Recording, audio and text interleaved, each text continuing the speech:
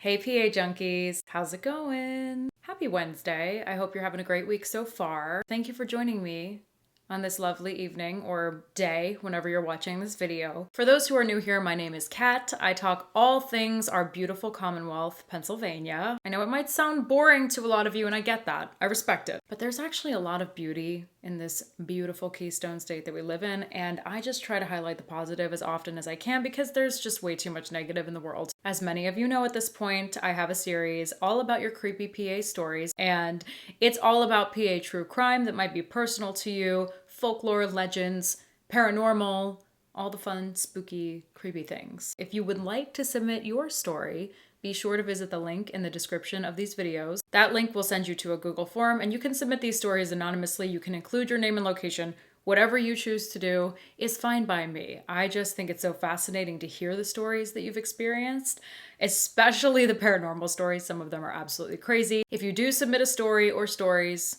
stay tuned because you might see it here on my channel. So without further ado, let's get into today's creepy PA story that was submitted anonymously, and I'm going to get into that at the end of this story because it is so tragic, so heart-wrenching, so sad. Grab your tea, whatever you need to do to relax, because this one's really heavy. Honestly, this story was so emotionally hard to process from several different angles, and being that it's a true story that comes from Lancaster County, I feel like we're doing a lot of Lancaster County focused stories, but that's what you guys are submitting. It just makes it even more unsettling to know these things happen in these small towns, small unassuming towns. But anyway, let's get into it. It is the year 2007 and the month is May. It is springtime in our beautiful state of PA. The weather's nice. It's a cool 67 degrees at night. It's lovely. We love this time of year. It's one of those nights, a Saturday night around 7 p.m., in a small, quiet town of Lancaster County, PA. You're 20 years old at this time, and you just got back from college, and you're excited to share all of the things with your family that they've missed. Your mom, who's 47, your dad, who's 51, and your 16-year-old kid brother. As much as I didn't love coming home from Penn State, because I really enjoyed my time there, it's a nice time. The weather's warmer in PA. It's a good time of year. On this particular Saturday night in May, your dad cooks dinner for the entire family. You guys gather around the table and you talk about all of the things that have been happening at college, your friends, what's new. Your brother's talking about his upcoming abroad trip that he's going on, which is super exciting. Everyone's in great spirits. Now, because it's 2007, you and your family after dinner decide to go to the video store. This is such a nostalgic memory and a core memory for me because this is exactly what my dad and my mom and I would do sometimes when I was home from college because my siblings at this point were already married. I just loved it. Even going to Blockbuster as a kid. Oh man, great memories. You go to the video store with your family and you rent a couple movies to watch that night. You get back to the house and at this point it's around 8 p.m. and you pop in a rom-com. Your dad hangs, but your kid brother who's 16 decides he's out. This is not his cup of tea, so he goes to his room. Once the movie's over, your mom heads to bed, and you and your dad decide to watch what's left of a Phillies game on TV. After the Phillies game is over, you decide to get into that gray area of kind of calling it a night, but also not calling it a night. We all know that feeling when you're not tired enough to go to bed, but you go to your room and you decide to nurse yourself to sleep by pulling out your laptop and watching a show that you've really been enjoying. At around midnight, the entire family is asleep, your dad, your mom, and your brother, and you're also at that point. So you decide to officially call it a night and go to sleep. 2 hours go by as you're sleeping, and all of the sudden, you're pulled out of your slumber by what sounds to you like blood-curdling screams. And it sounds like it's coming from your brother's room. You are completely in shock with what you think you're hearing because frankly, you're still a little foggy and groggy from your sleep. You don't know what to do. You don't know if what you're hearing is actually what you're hearing. So you decide to get up, you go to your door, you open your bedroom door, and you peek into the hallway. And the hallway's dark at this point. You smell what you think could be blood. Most of us know that very distinct smell. Rightfully so, you're horrified at this point. So you go right back into your room, you shut the door, you sit right down where you are, and you lean your back against the door because unfortunately, your door isn't working, it's broken, and it hasn't been shutting properly for quite some time now. As you're sitting with your back against the door, you realize, oh my God, my phone, and you want to get your phone because you want to call the police. Something is clearly very wrong, but you realize your phone's in the kitchen, and you don't want to go out into the kitchen because you're afraid if there's actually an intruder in the house, if this is actually really happening, which you can't completely process at this point. You're afraid to go out and get potentially harmed. So you sit and you debate about your next move for what feels like hours, even though seconds go by. You make the decision to leave your room. When you open your door, you see that the hallway lights are now on. No idea who turned the hallway lights on, but you run right to your parents' room. And when you go into your parents' room, you see your mom sitting at the edge of the bed and your dad next to her, laying face up, completely motionless. You're still in a frozen state. You go to your mom, who is sitting there consciously, who tells you to get out of the house and get help. You run down the hall and out of your house to the neighbor's house across the street, and you start pounding on their door and screaming for help. Your neighbor lets you in, sees how frantic you are, and immediately calls 911. Fortunately, there is a patrol officer on duty in the area at the time this call was placed. And this is kind of a miracle because frankly, there's just not a lot of activity like this that happens in your small hometown. Even though there's an officer nearby on duty, it still takes 12 minutes for him to get to where he is, which is 4 miles away from your neighbor's house, to your neighbor's house. And this feels like an eternity. You are on pins and needles waiting for this officer to arrive. What's even more frustrating is that it's the middle of the night. It's probably at this point 2:30, 3 in the morning possibly,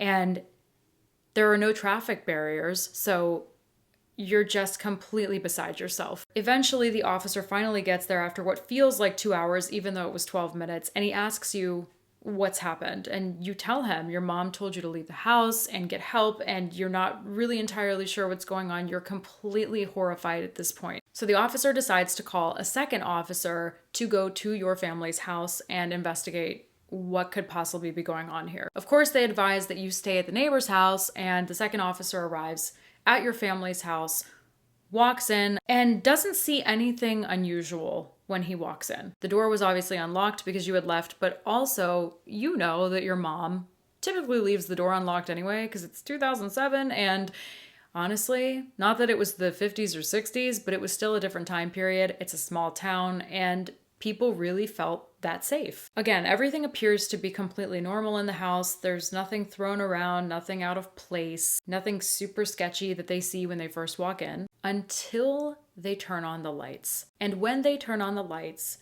they notice spots of blood on the staircase, on the bottom of the staircase, and a lot more at the top of the staircase. The police quietly go up the stairs, and when they get to the top of the stairs, they open the door to one of the bedrooms to find a motionless teenage boy laying in a pool of his own blood. What they saw was brutal. There were slashes on his neck, his arms, and stab wounds all over his body. The officers then go down the hall to the master bedroom, and when they open the door, they find a man laying face up on the bed in a pool of blood with his eyes wide open, looking as if he'd been through a struggle for his life. Their eyes then shift to the bottom of the bed, where they see a woman on the floor, covered in blood, laying in the fetal position. It's at this point the officers leave your family's home.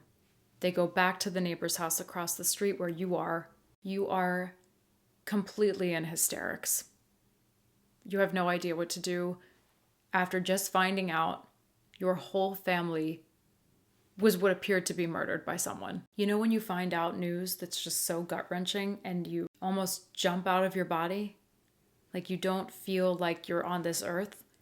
That's exactly what you feel in this moment when the officers tell you your entire family is gone. Your world is instantly flipped upside down. For as hysterical as you are in this moment, you're completely numb, all of the same, finding out this news. Later on, it was confirmed that this was in fact a triple homicide, but what's even worse is who did it. You find out that the person who murdered your entire family was your 16-year-old brother's best friend. Yeah. And that is a true story. I can't even imagine finding out this news, and on top of finding out that you just lost your entire family, the person who executed this was your kid brother's best friend. Crazy. This actually happened in Lancaster County, in Manheim Township specifically, and more specifically in a town called Blossom Hill, PA. Maggie Haines is the name of the young woman who was 20 years old at the time, who lost her mom Lisa, her dad Tom, and her brother Kevin. And I can't even imagine the pain and the dread and the terror she felt and still feels. As I was reading about this story after someone submitted it, I was thinking to myself, I wonder what angel dropped down from heaven and saved Maggie's life. Why was Maggie not taken along with the rest of her family? And I learned in what I read that Alec Kreider, her brother Kevin's best friend, who executed these murders, didn't know she was home from college at the time. So that's why I say someone was watching over Maggie Haines that night. And that is not to make light of Maggie's experience. I can only imagine being the only person who survived in that kind of situation. Absolutely devastating. Of course, there was an investigation, but before police could confirm Alec Kreider was the murderer, they actually looked into Maggie Haines since she was the only survivor. And even just thinking about that and her in that position on top of all of the stress, grief, trauma, I can't even imagine having to go through that. Now, of course, anybody would understand, and as I'm sure Maggie understood that, but just being in such an overwhelming place emotionally, I'm sure that didn't help. Maggie Haines is obviously ruled out as a suspect, and the investigation goes on for weeks, which leaves the community and Maggie Haines, first and foremost, completely on edge. Teenagers were afraid to go out at night. I mean, frankly, if I were living in Lancaster County at this time in Blossom Hill, PA, I would be nervous to be in my own home. During the investigation period, Maggie held a funeral for her mom, her dad, and her brother, and the community embraced her with so much love. So many people showed up to the funeral out of respect for Maggie to support her. And do you want to know who else showed up to the funeral?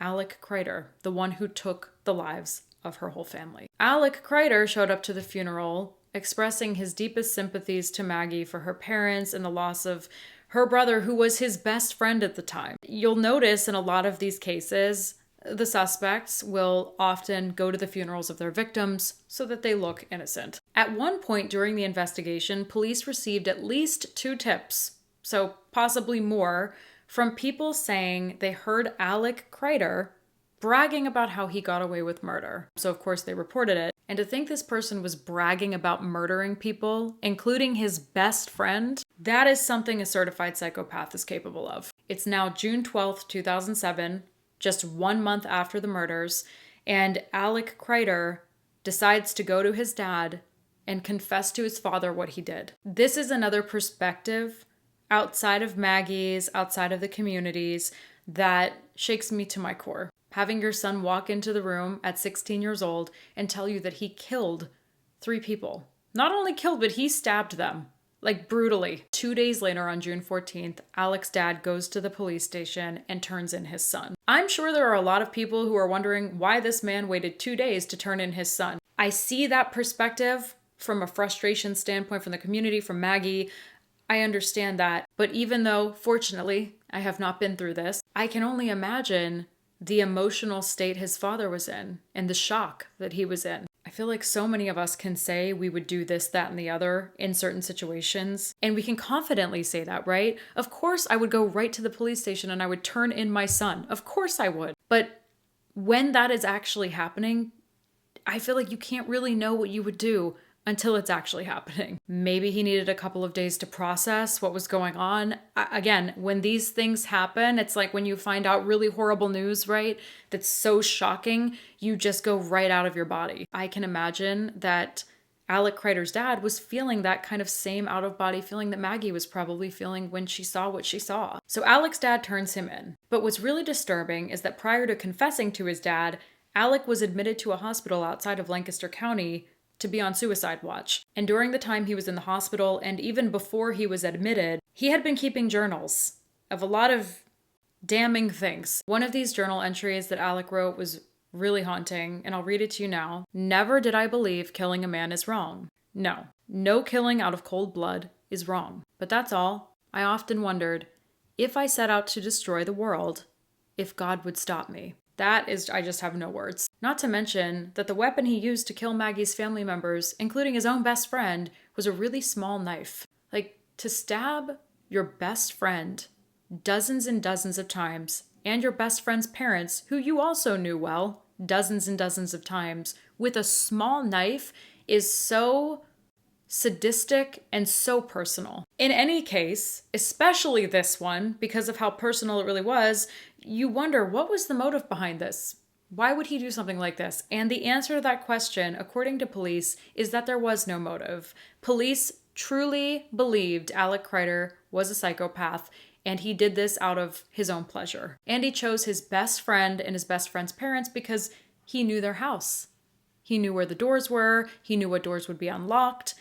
He knew all of it, so it was easy for him. This is why I'm constantly saying it's so imperative that you're really cautious of who you invite into your life. You can never be too trusting of people. And that's absolutely not to say that Kevin and his parents would ever expect Alec Kreider to do something like this. But if you feel off around a person ever, maybe just do a double take. When it came to Alec Kreider, a lot of people were so shocked he did this because he was pretty much a quiet person. He kept to himself. So even if you do take a second look, sometimes you're still not sure. It's crazy how people can just randomly snap. What's even creepier here is that Alec murdered the Haines family members on his birthday. He was born on May 12th at 3:30 a.m. and he carried out these murders around 2 o'clock in the morning. And police, psychologically speaking, think that Alec carried out these murders at the time that he did on the day that he did because it was his birthday and he wanted to create some sort of new identity for himself. It's now June 17th, 2008.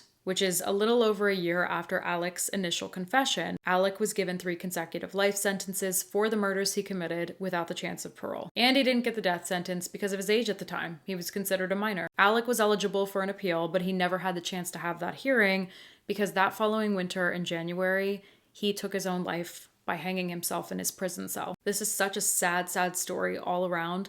And I want to say this, I know some of you watching this may have had personal connections to the Haines family. The person who submitted this anonymously had a very loose connection to this.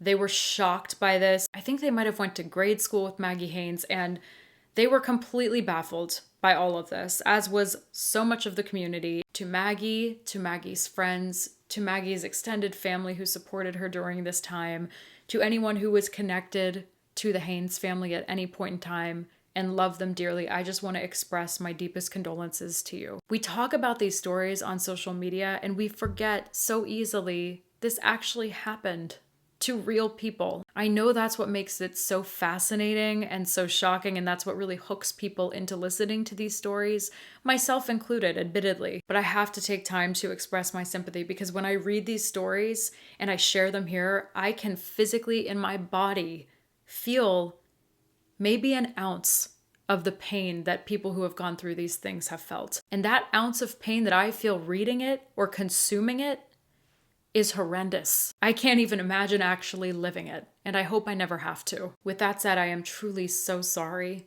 and I send you all of the love and all of the healing energy. From what I've read, from what I've watched, the Haines family was known by the community as a quiet family who really kept to themselves, and they just enjoyed life. They were a loving group of people who did not deserve this, and I'm just so sorry to Maggie for having to go through this. This was an act of evil that Maggie and her family members did not deserve. With that in mind, I also want to thank you guys for submitting stories like this because I am a very, very, very, very, very firm believer that darkness always brings forward light. Communities coming together, people holding one another a little tighter, and also the sweet memories of very loving people like Tom, Lisa, and Kevin who left this earth way too soon. I really do believe Tom, Lisa, and Kevin are at peace and they're happy and they're joyful in the way that they were here on earth. In the meantime, thank you guys from the bottom, middle, and top of my heart for all of your support. If you have a creepy PA story you'd like to share for future videos, the link is in the description of this video. In fact, it's in the description of all of my videos here on my channel. And while you're here, just a little housekeeping, don't forget to hit that subscribe button to be notified of future videos that air here on my channel every Wednesday. I'm sending you guys so much love, all the good energy. I hope you have an amazing rest of the week,